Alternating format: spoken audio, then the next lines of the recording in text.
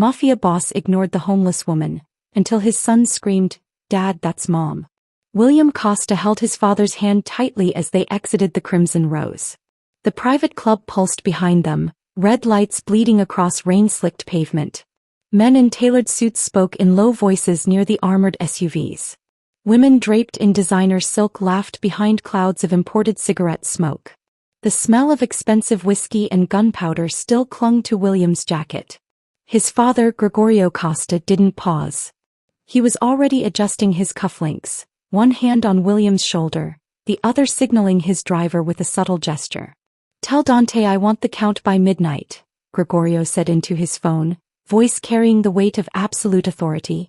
"No excuses." William looked up at him but didn't say anything. In his small hand he clutched a worn toy soldier, something that didn't belong in this world of violence and power. Something that used to stand guard on a nightstand in a different house, where a different voice told stories about heroes and happy endings. They turned onto a side street the city had forgotten. It was darker here, colder.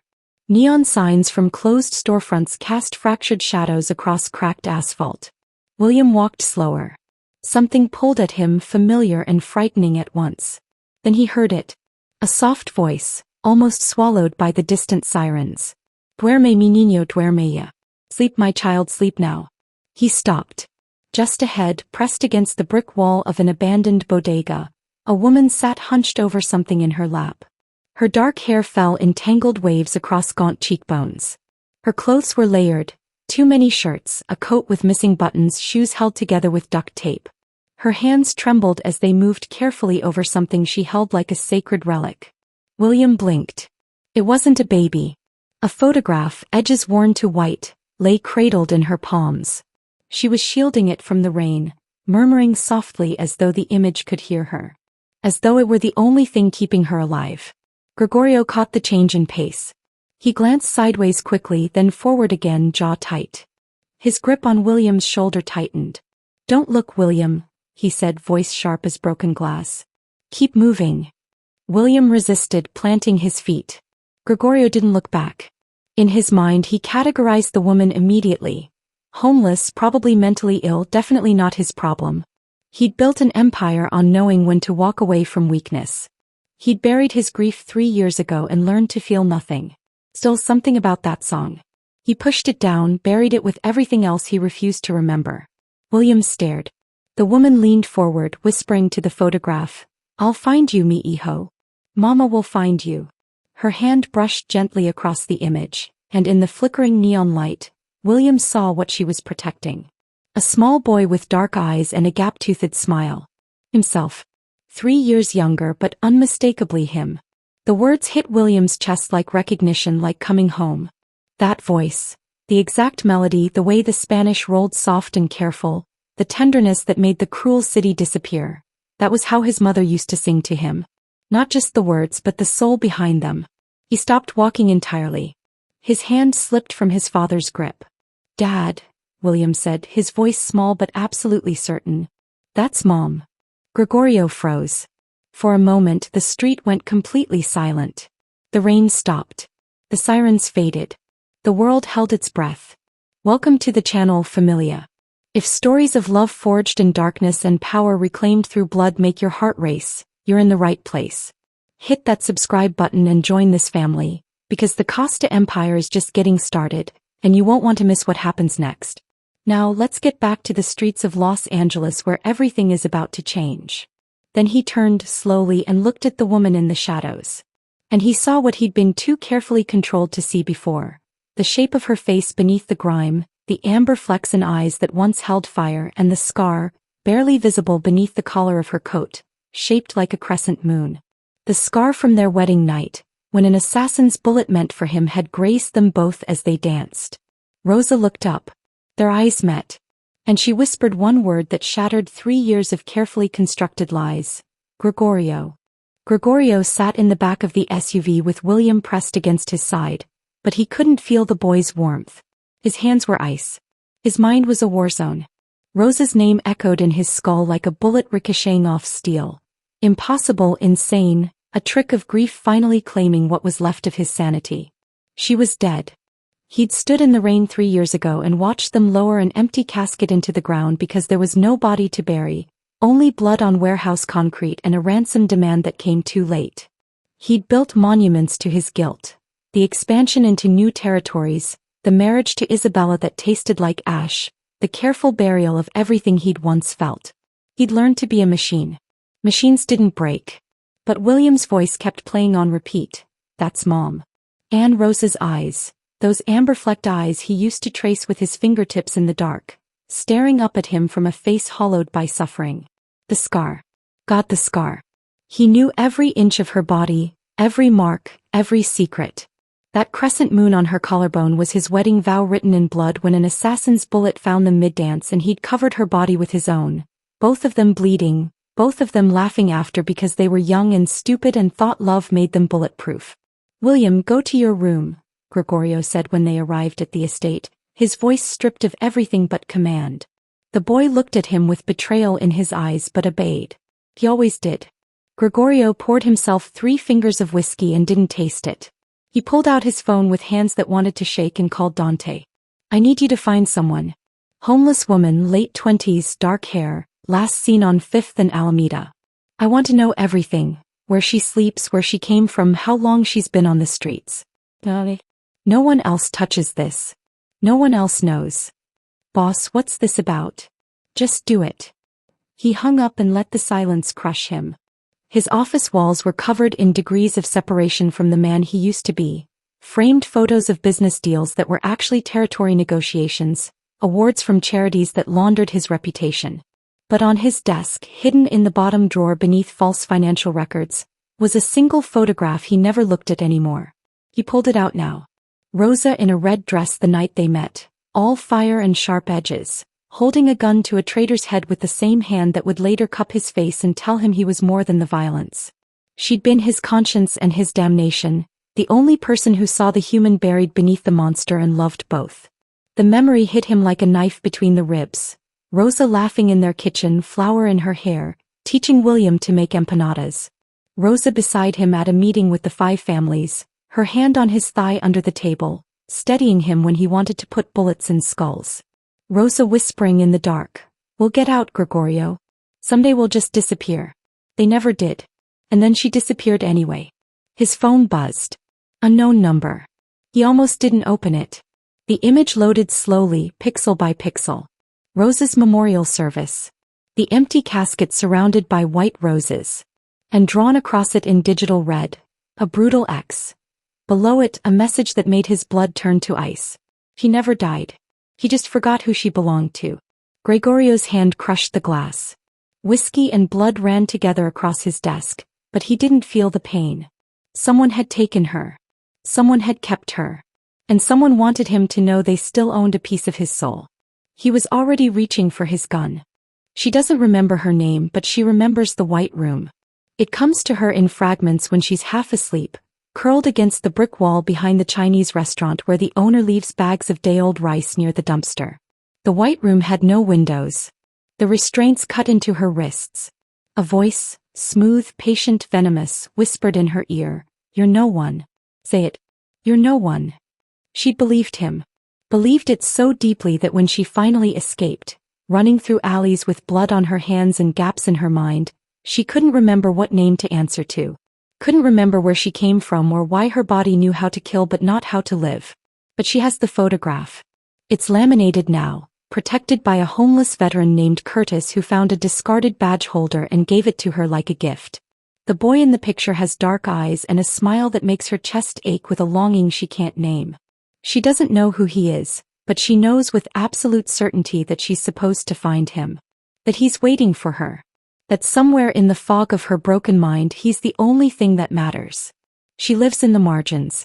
There's a spot beneath the overpass where 3 other women sleep and they watch each other's backs. Maria shares her blanket when the nights get cold. Shanice brings her coffee sometimes, stolen from the church basement. They don't ask her questions she can't answer. They just call her Rosie, because she hums sad songs in Spanish and once said the word Rosa, when someone handed her a wilted flower from a trash can. During the day she walks. She doesn't know what she's searching for, but her feet carry her through neighborhoods where children play in front yards and mothers hold small hands crossing streets. She studies their faces. The boys with dark eyes. The ones around 7 or 8. None of them are him, but she keeps looking because stopping feels like dying. At night, when the city quiets and the cold seeps through her layers of clothes, she takes out the photograph. She traces the boy's face with fingers that shake from more than just hunger. She sings to him the same lullaby that rises from somewhere deep in her broken memory. Duerme mi niño duerme ya. Que viene al coco y camera. She doesn't understand why she knows this song. Doesn't know why her voice cracks on certain words or why tears fall when she reaches the chorus. She just knows that singing it makes the white room fade. Makes the voice in her nightmares grow distant. Makes her feel like maybe she was someone once, someone who mattered, someone who loved this boy enough to survive hell. Tonight is different. Tonight, when she saw the boy, her boy, she knows it somehow, standing on the street with a man in an expensive suit, something cracked open inside her chest. Recognition without memory. Love without context. And when their eyes met, when the man with the hard face and devastating eyes looked at her like he was seeing a ghost, she whispered a name her broken mind shouldn't remember. Gregorio. She doesn't know who Gregorio is. But her body does. Her heart does. And that terrifies her more than the white room ever did. She's so lost in the memory of those eyes, dark and dangerous and somehow hers, that she doesn't notice the black SUV that's been trailing her for the past 3 blocks. Doesn't see the tinted window roll down just enough for a rifle barrel to emerge. Doesn't hear the soft click of a safety being released. In the SUV, a man speaks into his phone. Target acquired. Awaiting confirmation. The response crackles through. Not yet. Let her lead us to the boy first. Then eliminate them both. Gregorio left the suit in the closet. Left the gun in the safe. Left the man he'd become standing in front of the mirror. All sharp edges and cold calculation. When he walked back to 5th and Alameda at dawn, he wore jeans that remembered better days and a leather jacket that smelled like the garage where he used to work on cars before blood money bought him an empire. He looked like the kid who'd fallen in love with a girl too dangerous for heaven, too good for the hell they'd built together. She was there, exactly where William had seen her, sitting with her back against the brick wall like she was holding up the building. Or maybe it was holding her up. Her eyes tracked his approach. Wary animal ready to run. But she didn't move. He sat down 6 feet away, far enough to be safe, close enough to see the way her hands trembled around the photograph she clutched. He didn't speak. Didn't ask questions. Just opened the thermos of coffee he'd brought and set it between them like a peace offering. 5 minutes passed. 10. The city woke up around them, delivery trucks rattling past, someone shouting in Mandarin from the restaurant's back door. A siren wailing in the distance. Normal sounds. Almost safe. What's your name? He finally asked, his voice rough from not sleeping, from screaming into pillows where no one could hear. She looked at him with eyes that had seen too much and remembered too little. I don't have one. It gutted him. Rosa had been the first person to call him by his full name instead of the nickname everyone used. Gregorio, rolling off her tongue like a prayer and a curse. Now she sat 3 feet away and didn't know who she was. The picture, he said, nodding at the photograph. Who is that? Her grip tightened protectively. For a moment he thought she wouldn't answer. Then, Pie boy. Her voice cracked on the words, reverent and ruined. I have to find him. I don't know his name, but I know his face. I know I'm supposed to find him. Gregorio's throat closed. He pushed the coffee closer. Drink. It's cold out here. She hesitated, then reached for the thermos with hands that shook from more than cold. When her sleeve pulled back, Gregorio's world stopped. There, carved into the delicate skin of her collarbone, was the crescent moon scar. His scar. Their scar. He was 25 again, Rosa in his arms on their wedding night, both of them bleeding on the dance floor while his men returned fire. He'd pressed his hand over the wound, feeling her pulse beneath his palm, and she'd laughed, actually laughed, and said, Guess we're bloodbound now. Later, when the doctor stitched them both up, their scars had matched. His on his shoulder, hers on her collarbone, both shaped like crescent moons facing each other. A cosmic joke. A permanent vow. He knew that scar the way he knew his own reflection. Had traced it with his fingers and his lips 1,000 times. Had memorized the exact curve, the way it caught the light, the small notch at the top where the bullet had tumbled before exiting. Where did you get that? His voice came out raw, desperate. She touched it instinctively, her eyes distant. I don't know. I've always had it. Sometimes it hurts when I try to remember.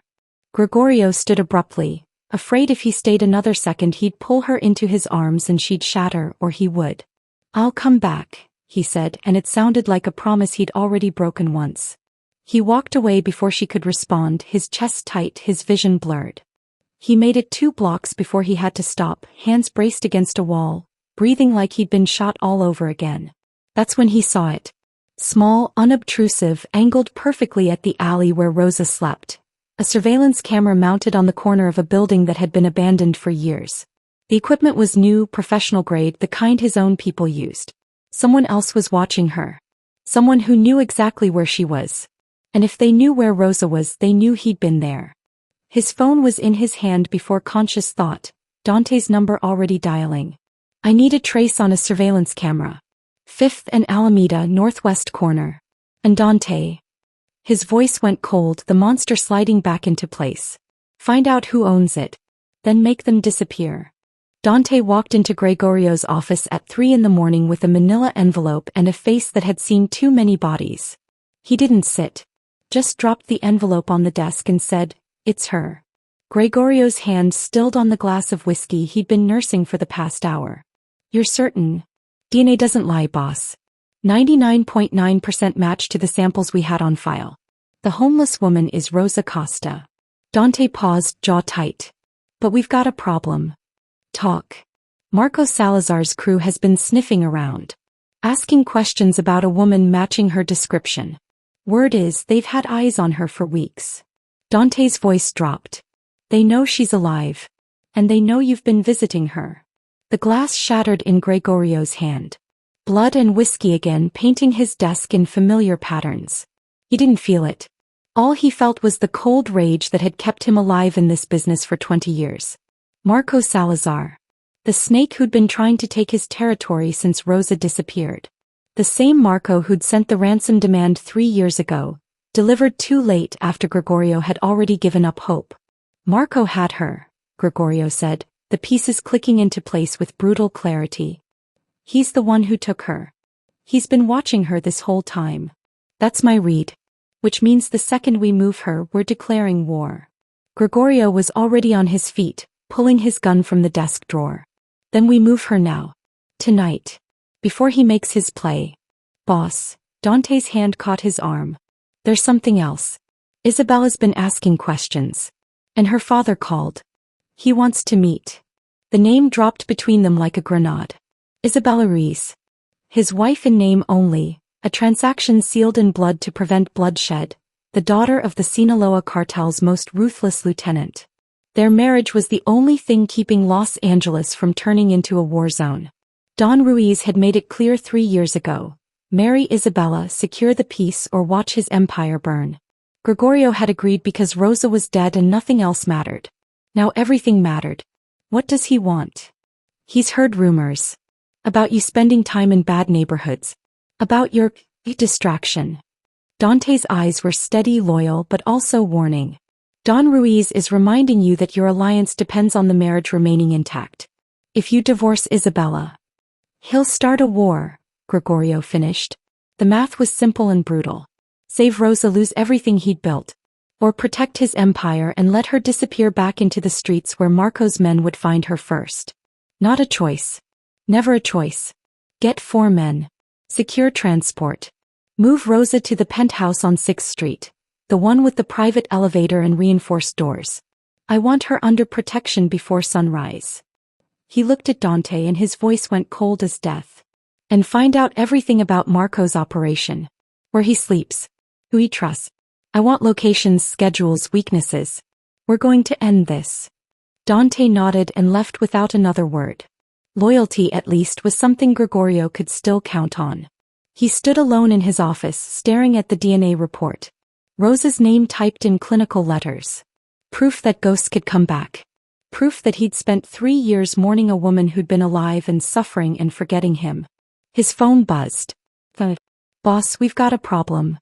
Gregorio's blood went cold. What is it? We're at the location. She's gone.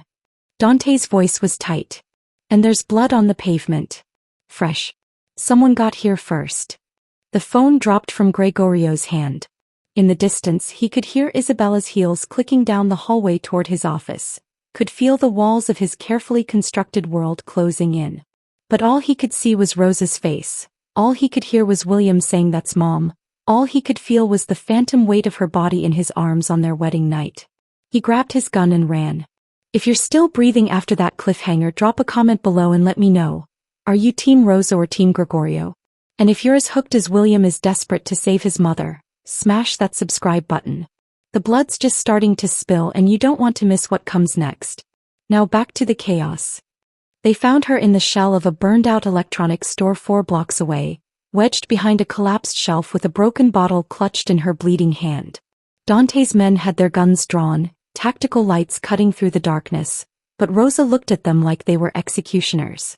Her eyes were wild, feral, the eyes of something that had survived by learning to bite first. "Stand down," Gregorio ordered, his voice tight. The blood on the pavement hadn't been hers. They'd found Marco's scout dead in the alley with his throat cut, defensive wounds on his hands. Rosa had fought. Rosa had won. Rosa had run. "Let me." William pushed past the armed men before anyone could stop him, small and fearless in a way that made Gregorio's chest ache. The boy walked toward his mother like he was approaching a wounded animal, hands visible, movements slow. "It's okay," he said softly. "I'm not going to hurt you." Rosa's grip on the bottle tightened. "Stay back." William sat down on the filthy floor 6 feet away from her, exactly the distance his father had used. Like father, like son. From his jacket he pulled out a teddy bear, worn nearly threadbare, one eye missing, the stuffing coming out of a seam in its side. He held it out like an offering. "This is yours," William said. "You gave it to me when I was little. You said it was magic, that as long as I had it, you'd always find your way back to me." His voice cracked. "You were right. You did come back." Rosa stared at the bear. Something flickered behind her eyes. Recognition maybe, or just desperate hope. I don't remember." "That's okay. I remember for both of us." William placed the bear on the floor between them and started talking.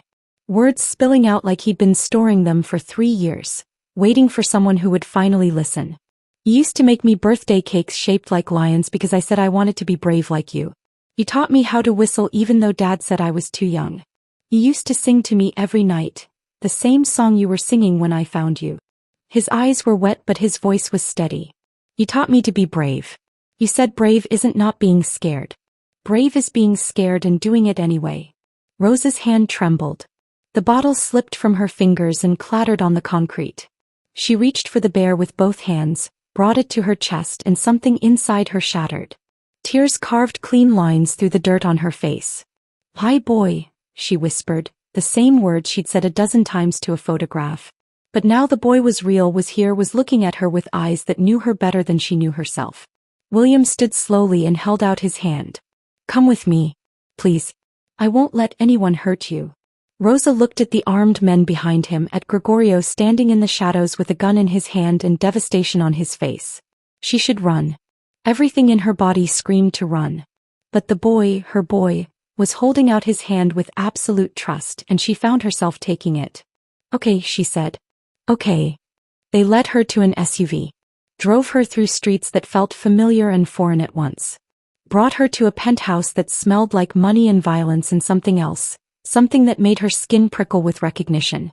Gregorio's cologne, leather and smoke and something dark underneath. The scent hit her like a fist. The world tilted. And suddenly she wasn't in the penthouse anymore. She was in the white room. Restraints cutting into her wrists. A man's face inches from hers, handsome in a way that made her skin crawl, his smile sharp as broken glass. Marco Salazar. She knew his name. God, she knew his name. "You're going to tell me everything about your husband's operation," he whispered, his breath hot against her ear. "Every safe house. Every route. Every weakness. Or I'm going to make you forget you were ever human." She'd spit in his face. He'd laughed. And then the drugs came, and the pain and the systematic destruction of everything she was. Rosa came back to herself on her knees, screaming, Gregorio's arms around her and William's terrified face swimming in her vision. She couldn't breathe, couldn't think. could only feel the phantom weight of restraints and the echo of Marco's voice promising to erase her. Rosa, Gregorio was saying over and over. Rosa, you're safe. You're here. I've got you. But she didn't feel safe. She felt like a weapon someone else had loaded, aimed at the people she couldn't remember loving. And Marco's voice kept playing in her head. I'm going to make you forget you were ever human. He'd almost succeeded. The memories came in fragments, sharp as glass, cutting Rosa open from the inside. She'd wake up screaming at 3 a.m. with Gregorio's hands on her shoulders and William's terrified face in the doorway. Each night another piece. Each night another death of the person she thought she might become. Night 1, the warehouse. She'd come to bring Gregorio dinner, found him standing over a man on his knees, gun pressed to the back of his head. She'd seen violence before. You couldn't love Gregorio Costa and keep your hands clean, but this was different. The man was begging in Spanish, calling for his mother. She'd started to turn away to give Gregorio privacy for his brutality, when the van doors burst open and men in masks grabbed her. The last thing she saw was Gregorio's face, frozen in horror, before the burlap sack went over her head. Night 2, the White Room. Marco Salazar's voice, smooth as poisoned honey, asking questions she wouldn't answer. Where does Gregorio keep his weapons? Who are his suppliers?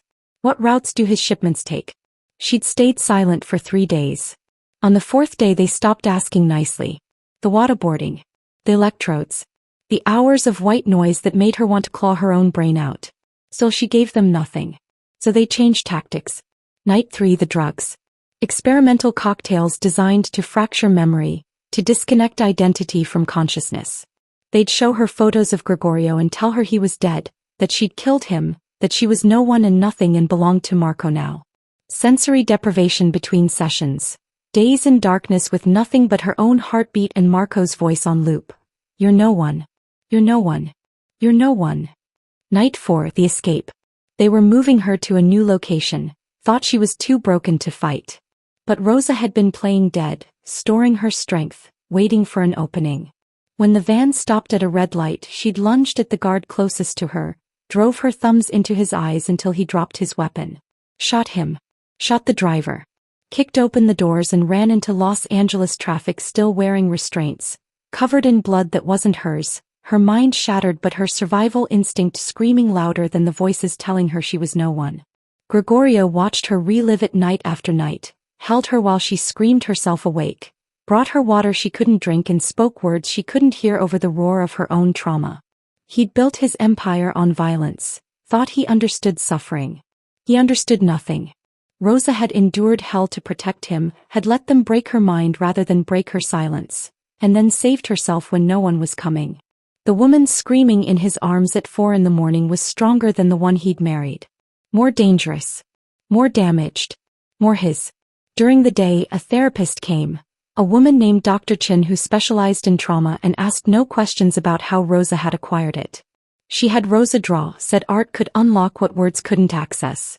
Rosa's hands moved without conscious thought, sketching faces she couldn't name, places she couldn't locate. On the 5th day she drew a symbol. It was simple, a serpent eating its own tail wrapped around a dagger. Gregorio was standing in the doorway with coffee when he saw it. The cup fell from his hand, shattered on marble, dark liquid spreading like spilled blood. He knew that he had seen it 1,000 times on the forearm of the man who'd been his right hand for 15 years. Carlos, his most trusted lieutenant. The man who'd helped him search for Rosa, who'd stood beside him at her memorial, who'd sworn loyalty with blood and kept every secret. Carlos had the serpent and dagger tattooed on his right forearm. And Rosa had seen it during her captivity. Where did you see this? Gregorio's voice was barely human. Rosa looked up, eyes distant, still half lost in memory. The man who brought me food. He had it here. She touched her right forearm. He told Marco I wasn't eating. Marco said to let me starve. The room tilted. 15 years of loyalty. 15 years of trust. And Carlos had been there the night Rosa was taken, had been part of the security detail at the warehouse, had been the one to call off the pursuit because they had too much of a head start. Carlos had sold her. Had watched Gregorio mourn. Had helped raise William while knowing exactly where Rosa was, what was being done to her. Gregorio walked out of the room calmly, closed the door behind him and made a phone call. Dante, bring Carlos to the warehouse. The old one on 3rd Street. Tell him I need to discuss the Eastern Territory. His voice was ice and murder. And Dante, bring the tools. All of them. Carlos walked into the warehouse on 3rd Street with the confidence of a man who believed he was untouchable. 15 years of loyalty bought that kind of comfort. He didn't notice the way Dante's jaw was tight, or how the other men positioned themselves blocking the exits, or that Gregorio stood in the center of the empty space with his hands behind his back and murder in his eyes. Boss, you said Eastern Territories? Carlos's voice was easy, familiar. The voice that had talked Gregorio through Rosa's memorial, that had bounced William on his knee, that had sworn blood oaths and meant none of them. I lied. Gregorio's hand came forward holding surveillance footage on a tablet. I wanted to give you a chance to tell me the truth. But we both know you won't. The footage played on loop. Carlos meeting with Marco's men in a parking garage 3 years ago. Carlos accepting a briefcase. Carlos pointing to a warehouse on a map. The same warehouse where Rosa was taken. The timestamp was dated 2 days before her kidnapping. Carlos's face went carefully blank. That's not what it looks like. Then tell me what it looks like. Tell me why Marco Salazar gave you $2 million. Tell me why Rosa drew your tattoo when I asked her about her captors. Tell me, Gregorio's voice broke like shattered glass. Tell me why you watched me bury an empty casket and said nothing. For a moment, Carlos looked almost regretful. Then his mask slipped and underneath was something cold and calculating. You were weak. After you married Rosa you went soft. Started talking about legitimate business, about getting out.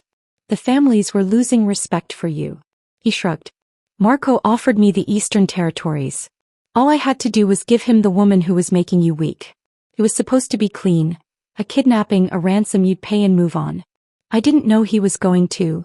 He stopped, reconsidered. Actually, I didn't care what he was going to do with her. Gregorio moved so fast Carlos didn't have time to flinch. One moment he was standing 10 feet away, the next his hand was around Carlos's throat, slamming him against a concrete pillar. You sold her. You let them torture her. You watched me raise my son alone while she was living on the streets with her mind destroyed. You're going to kill me anyway, Carlos choked out. At least I'll die knowing I was right. He made you weak. You chose her over the empire just like I knew you would. Gregorio released him and stepped back. Carlos collapsed, gasping. Around them, Gregorio's men formed a circle, witnesses to what came next. This couldn't be quiet. This had to be public, had to send a message to every soldier in his organization. Betrayal has a price and the currency is blood. Dante. The crowbar. What happened next took 17 minutes. Carlos screamed for 12 of them. Gregorio's hands were steady, his face empty of everything but cold purpose. This was the man Rosa had fallen in love with. The monster who protected what was his with absolute brutality. He tried to bury this part of himself, tried to be better for her. But Carlos had taken her, and mercy was a luxury Gregorio couldn't afford. When it was over, Carlos was still breathing, barely. Blood pooled beneath him, his body broken in ways that wouldn't heal. Gregorio crouched beside him, gun in hand. Any last words? Carlos's laugh was wet, choking. Blood bubbled at his lips. Marco says, "Thank you for keeping her safe." His eyes glittered with malicious joy. He's coming for his property tonight. Already knows where she is. Another laugh, more blood. Vidiv, let her stay, forgotten. Gregorio put the bullet between Carlos's eyes and felt nothing. He was on his phone before Carlos's body stopped twitching. Dante, get everyone to the penthouse now. Full tactical. Marco knows the location. His heart was ice, his mind racing. He'd been so focused on the traitor in front of him that he'd missed the larger trap. Carlos wasn't just a traitor, he was a distraction. William's there, Dante said, voice tight. And Rosa. I know. Gregorio was already running for his car. Get them out. Get them out now. Behind him, Carlos's body cooled in a pool of blood that looked black in the warehouse shadows. The message was sent. The price was paid. But Marco Salazar was coming, and Gregorio was 10 minutes away from the only 2 people in the world he couldn't lose again. The windows exploded inward at 11:47 p.m. Rosa was sitting with William on the couch, reading him a story she didn't remember memorizing but somehow knew by heart, when the world turned to glass and gunfire. She threw herself over William's body on instinct, felt the bullets tear through the space where her head had been seconds before. 15 men. She counted them in the chaos. Black tactical gear, military-grade weapons, moving with the precision of professionals who'd done this before. Marco's team. Coming to finish what Carlos had started. Something inside Rosa shifted. Clicked into place like a weapon being loaded. She grabbed William, dragged him behind the overturned couch, her body shielding his. Stay down. Don't move. Don't make a sound. Her voice was different. Harder, colder, the voice of someone who'd been here before. The voice of Rosa Costa before Marco broke her. A man rounded the corner. Rosa moved without thinking, grabbed the lamp beside her and swung it into his face. Bone crunched. He dropped. She took his gun, checked the chamber, flicked off the safety, muscle memory from a life she was just starting to remember. Her hands were steady. Her heartbeat was calm. She was a mother first. But she'd been a killer second, and that part of her had never forgotten. 2 more came through the kitchen. She put them down with 2 shots, center mass, clean kills. The training Gregorio had given her before William was born. The hours at the range, the drills she'd complained about but mastered anyway. It all came flooding back. Then Gregorio burst through the door like death incarnate, Dante and 4 men behind him, and the penthouse became a war zone. Gregorio saw her, gun in hand, blood spatter across her face, standing over dead men like an avenging angel, and something blazed in his eyes. Recognition. Pride. Love so fierce it could burn down cities. They moved together like they'd never been apart. Gregorio covered left, Rosa covered right, their communication wordless and perfect. She'd reload while he fired. He'd advance while she provided cover. They were a weapon forged in violence and love, and Marco's men didn't stand a chance against them. William. Dante appeared beside Rosa, hands up, non-threatening. I need to get him out. Rosa hesitated for half a second, every instinct screaming not to let her son out of her sight. But Dante's eyes were steady, loyal, and she remembered this face. Trusted it. She nodded. Dante scooped up William, but the boy fought to look back at his mother. Rosa met his eyes, and every memory came crashing through. His birth, his first steps, teaching him to tie his shoes, singing him to sleep every night. Everything Marco had tried to steal. I remember mi hijo, she called to him, her voice breaking. I remember everything. William reached for her, tears streaming, but Dante was already moving, carrying him toward the service elevator. Safe. He'd be safe. Rosa turned back to the fight with nothing left to lose and everything to protect. She moved through Marco's men like a storm, each kill precise, each movement economy of motion and maximum damage. This was who she'd been. Gregorio's partner, his equal, the woman dangerous enough to stand beside the devil. When the gunfire finally stopped, 12 bodies littered the penthouse. 3 of Marco's men had run. And Marco himself knelt in the center of the destruction with Gregorio's gun to the back of his head and Rosa's to his temple. The penthouse was destroyed. Windows shattered, walls riddled with bullets, smoke hanging in the air like fog. But they were alive. They'd survived. Rosa looked at Marco, the man who'd tortured her, broken her, tried to erase her, and felt nothing but cold purpose. She remembered every second in the White Room. Every lie he'd whispered. Every piece of herself she'd had to rebuild after he'd shattered her. She pulled back the hammer on her gun. The sound was loud in the sudden silence. Is he mine to kill? She asked Gregorio, her voice steady, her eyes meeting his over Marco's bowed head. The question hung between them, heavy with meaning. This wasn't just about Marco. This was about who Rosa was now. What she'd reclaim and what she'd become. Whether she was returning to the woman she'd been, or forging something new from the broken pieces. Gregorio looked at her, his wife, his ghost, his resurrection, and saw the truth. Rosa Costa had died 3 years ago. The woman standing before him had walked through hell and come out the other side transformed. Stronger. Deadlier. His answer would define everything that came next. Gregorio lowered his gun. He's yours. Rosa didn't hesitate. The bullet entered Marco Salazar's skull at an upward angle, exiting through the crown of his head in a spray of blood and justice. His body collapsed forward, and Rosa felt nothing but cold satisfaction. She'd spent 3 years as his victim. It took 3 seconds to become his executioner.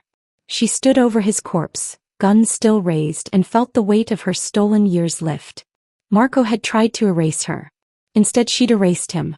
The woman who'd been tortured in the White Room was gone. In her place stood someone harder, sharper, forged in trauma and tempered by survival. Gregorio watched her with eyes that burned. Welcome back, mi reina. The negotiations with Don Ruiz happened in a neutral restaurant 2 days later. Isabella sat beside her father, beautiful and calculating, already knowing how this would end. Gregorio laid out his offer with the efficiency of a man who'd made peace with sacrifice. Full control of the port operations, worth 30 million annually, in exchange for an annulment and a blood oath of non-aggression. Don Ruiz studied him for a long moment, then smiled. You're willing to give up that much territory for a woman? Most men would choose power. Most men haven't loved Rosa Costa, Gregorio said simply. The old man's smile widened. You're more dangerous than I thought, Gregorio. A man with nothing to lose is predictable. But a man who'll burn his own empire for love. He raised his glass. That's the kind of man who can't be controlled. I accept your terms. Isabella signed the papers without a word. As she left, she paused beside Gregorio. I hope she's worth it. She's worth everything. But Rosa didn't come back to be saved. When Gregorio returned to the temporary safe house, she was waiting with William asleep on her lap and a list of demands written in her precise handwriting. I want a seat at the table, she said without preamble. Not as your wife. As your partner. I want control of the money laundering operations. I want my own crew. And I want everyone to know that Rosa Costa isn't a ghost or a victim, she's a goddamn queen. Gregorio looked at the list, then at the woman who'd survived torture, amnesia, and 3 years on the streets without breaking. The woman who'd killed 12 men to protect their son. The woman who'd put a bullet in Marco's head without flinching. Done, he said. But I have one condition. Rosa's eyes narrowed. What? You marry me again. Not for alliances or politics. Just because I love you and I've loved you since you held a gun to my head the first time we met.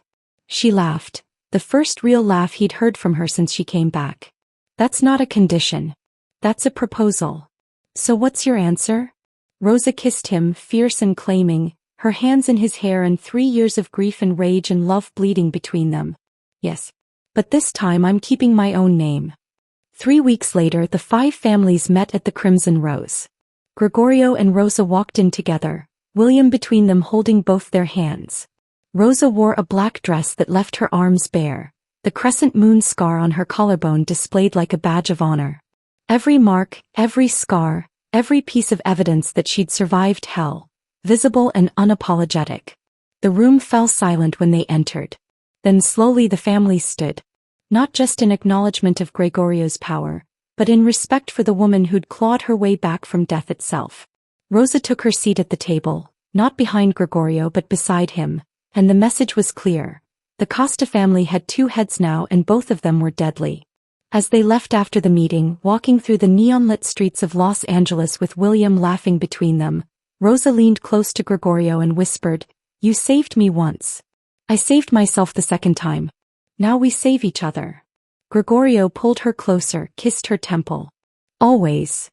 They disappeared into the night, a family reunited, a partnership reborn, the most dangerous couple in Los Angeles walking freely through a city that didn't know whether to fear them or worship them. Across the city, in a warehouse filled with surveillance equipment, a figure watched multiple screens showing the Costa family's movements. Fingers drummed against the desk. A phone buzzed with an incoming message. Target reacquired. Awaiting orders. The figure smiled, cold and patient, and typed a single response. They think the war is over. Let them believe it. We strike when they're happy. The screens went dark one by one, but the threat remained, waiting in the shadows for the perfect moment to destroy everything the Costas had rebuilt. The battle was won. The war had just begun. But this time Gregorio and Rosa would face it together. As equals, as partners, as a love story written in blood and bullets and the unbreakable bond between 2 people who'd chosen each other over everything else. The city slept. The Costa family walked home. And in the darkness their enemies waited. The Costa family has reclaimed their throne, but as you just saw, the war is far from over. If this story of revenge, redemption, and ruthless love had you on the edge of your seat, show some love. Hit that like button, subscribe to the channel, and drop a comment telling me where in the world you're watching from. Are you in Los Angeles with the Costas? New York? London? Let me know. And trust me, you need to see what I have coming next. Click that next video because the underworld never sleeps, and neither do the stories I'm bringing you. The darkness is calling, and your next obsession is just one click away. I'll see you in the next story, familia. Stay dangerous.